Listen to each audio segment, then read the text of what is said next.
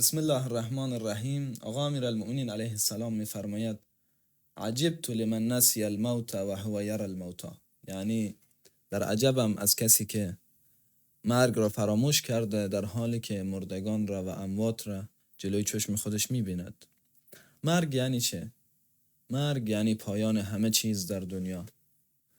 مرگ یعنی جدا شدن از همه مقامات و اسم و رسم دنیا. مرگ یعنی جدا شدن از همه تعلقات دنیوی و از همه مهمتر این که انسان وقتی میمیرد پرونده اعمالش بسته می شود. یعنی وقتی کسی بمیرد دیگر نمیتواند سیئه‌ای بر سیئات خودش یا حسنه‌ای بر حسنات خودش اضافه بکنه. دیگه تمام میشه. مرگ یعنی خداحافظی با دنیا. اما آقا رسول الله صلی الله علیه و آله و سلم میفرماید که یه عده هستند که بعد از این که مردند هم پرونده اعمالشان بسته نمیشه، بلکه هر روز حسنات بر حسناتشان اضافه میشه. میفرماید که اذا مات ابن آدم انقطع عمله الا عن ثلاث: صدقة جاریه او علم ينتفع به او ولد صالح يدعو له.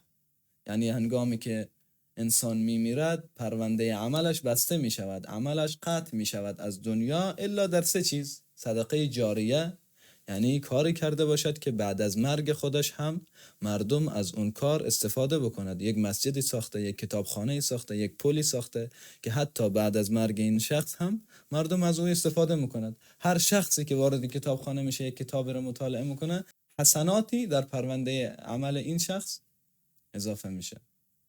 یا میفرماید که او علم ینتفع به، رفته زحمت کشیده کسب علم کرده و کتابی نوشته یا آثاری داره که بعد از مرگش هم از این آثار استفاده میشه و حسناتش در پرونده عمل این شخص نوشته میشه به طور استمرار.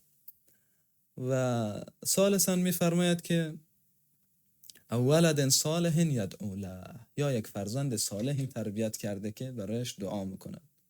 این دو تا تفسیر داره. یک موقع هست که فرزند صالح رو تربیت کرده که اون فرزند صالح برای پدرش دعا میکنه، یعنی دعا مستقیما برای پدرش که خدایا پدر ما رو رحمت کن. یک موقع هست نه، این فرزند رو طوری تربیت کرده و تحویل جامعه داده که این فرزند با کارهایی که میکند، با خدماتی که به جامعه و به مردم میکند، مردم دعا میکند پدرش رو که خدا خیر بده فلانی را که همچون فرزندی تربیت کرده. الحمدلله رب العالمین.